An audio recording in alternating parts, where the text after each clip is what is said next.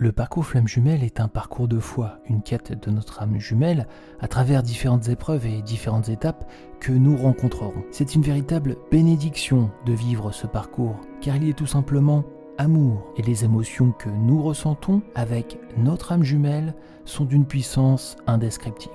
Bien sûr, chaque étape est une épreuve supplémentaire dans la quête de l'autre et donc de l'éveil de soi. Et dans ce parcours, une étape en particulier est essentielle, bien qu'elle soit la plus douloureuse à vivre.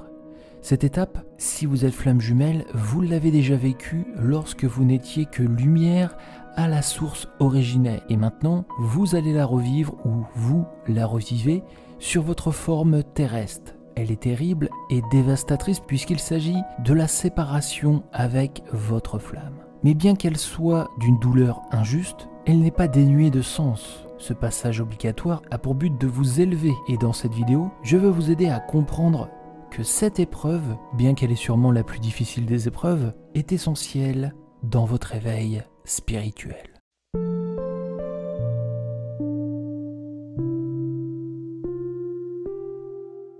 Comprendre le sens. Cette séparation, elle a donc déjà eu lieu à la source originelle, quand vous étiez la même âme et que vous fûtes séparés en deux. Et il est important que vous la revivez dans votre vie terrestre, car cette séparation, elle va vous servir de purification. En effet, car la séparation entre deux flammes jumelles va entraîner la dissolution des égos. Au plus mal, vous allez vivre une épreuve tant redoutée, alors que vous aviez tout fait pour ne pas y prêter attention. Toutes les souffrances intérieures et les blessures originelles que vous avez enfouies toutes ces années, vous allez devoir les affronter. Dans ce parcours flamme jumelle, la séparation est le résultat des mécanismes chasseur-runner. Ils se sont enclenchés dès votre connexion, et cela jusqu'à la rupture, l'étape de la séparation. Le runner fuit le lien, et le chasseur est dans l'impossibilité de le retenir. L'éveillé se confronte au fuyant. Lors de la connexion avec votre flamme jumelle, elle fut si forte que vos blessures originelles sont réapparues à travers le comportement de l'autre. Pour le chasseur, la blessure d'abandon. Pour le runner, la blessure de rejet. La séparation sera alors inéluctable. Les deux souffrent de manière différente et vont entamer chacun à leur façon une nuit noire de l'âme. Pour comprendre ce qu'il arrive, je vous renvoie à la vidéo sur le sujet, qui traite en détail de la nuit noire de l'âme. Cette période, si vous voulez, c'est quelque chose de terrible. Privé de la lumière de l'autre, notre monde s'écroule et tout semble en rupture avec le monde que nous connaissions. Privé de lumière de repères, nous rejetons qui nous sommes, et parfois jusqu'à la destruction.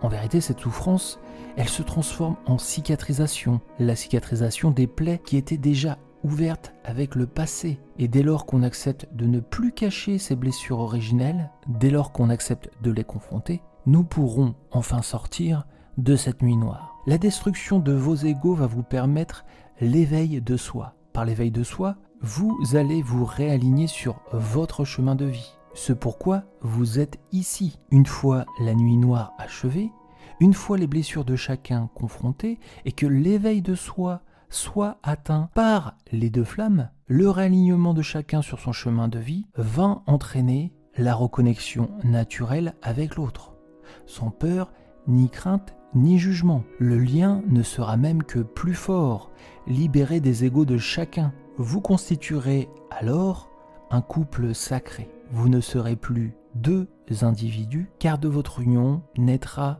cette troisième identité, votre identité commune. Les étapes de séparation. Alors cette séparation, c'est donc un passage obligatoire. Et vous allez vivre normalement 3 phases qui seront vécues différemment selon les individus et selon que vous soyez chaser ou runner, mais ces 3 phases auront le même but, le même sens. D'abord la dissociation de l'ancien moi. La séparation va dans un premier temps amener l'effondrement de l'ego. Comme dit précédemment, vous allez rentrer dans la période de la nuit noire de l'âme, et durant celle-ci, vous allez vivre une véritable dissociation de votre moi intérieur, à ne plus vous reconnaître.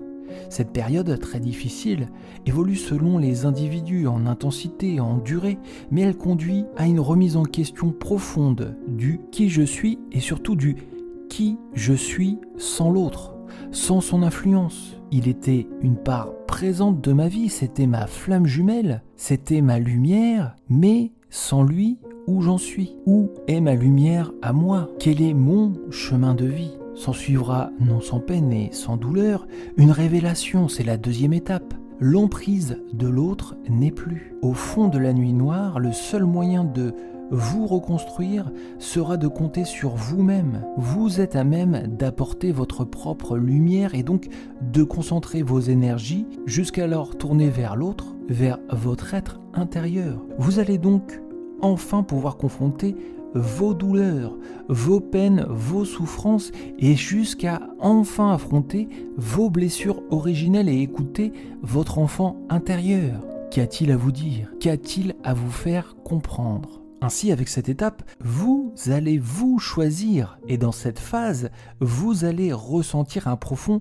éveil spirituel qui va se mettre en place, souvent même accompagné de synchronicité ou de différents signes envoyés par l'univers. Dans cette période, vous refaites surface vers un nouveau monde. Vous entrez dans une paix profonde avec vous-même et commencez à comprendre que, en vous choisissant, vous vous replacez sur le chemin qui est le vôtre. L'ouverture au monde qui était ombre se fait non sans peine. Et vous allez redécouvrir la vie, les choses, les personnes qui vous entourent. Attention, ne soyez pas dans l'impatience et l'urgence. Prenez le temps, vous repartez de zéro. Et l'autre dans tout ça, bien sûr vous allez penser à lui, mais vous devez vous en détacher. Car lui aussi, il est en train de faire ce chemin, à son rythme. Chacun a besoin de son espace pour se reconstruire. Vous pouvez garder une relation, mais ne soyez pas dans la précipitation.